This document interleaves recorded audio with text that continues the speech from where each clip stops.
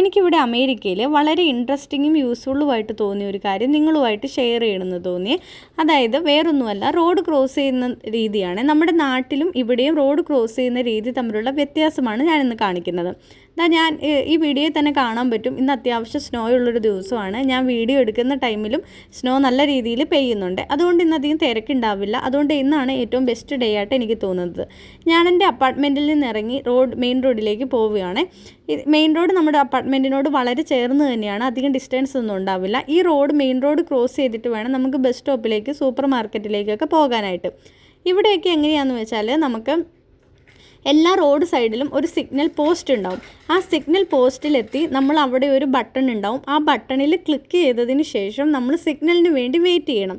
അതായത് എപ്പോഴും ഇവിടെ ഒരു ഹാൻഡ് സിഗ്നലായിരിക്കും ആക്റ്റീവായിട്ടുണ്ടാവുക. നമ്മൾ പ്രസ് ചെയ്യുന്നതനുസരിച്ച് ഈ ഹാൻഡ് സിഗ്നൽ മാറി അതൊരു പെഡസ്ട്രിയൻ സിഗ്നലിലേക്ക് എത്തും. പെഡസ്ട്രിയൻ സിഗ്നലിലേക്ക് എത്തിക്കഴിഞ്ഞാൽ പെഡസ്ട്രിയൻസിനായിരിക്കും മുൻഗണന. വണ്ടികളെല്ലാം സ്റ്റോപ്പ് ചെയ്ത് നമുക്ക് ക്രോസ് ചെയ്യാനായിട്ട് പറ്റും.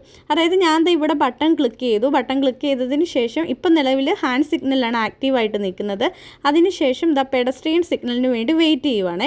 പെഡസ്ട്രിയൻ സിഗ്നൽ ആക്റ്റീവായി ഞാൻ റോഡ് ക്രോസ് ചെയ്ത് അപ്പുറം എത്തിയതിന് ശേഷം ഞാൻ തിരിച്ച് റോഡ് ക്രോസ് ചെയ്യുവാണ്. ഹാൻഡ് സിഗ്നൽ മിന്നി മറയുന്നതിന് മുമ്പ് എനിക്ക് അപ്പുറം ക്രോസ് ചെയ്തെത്തണം. എല്ലാവർക്കും വീഡിയോ ഇഷ്ടമായെന്ന് കരുതുന്നു.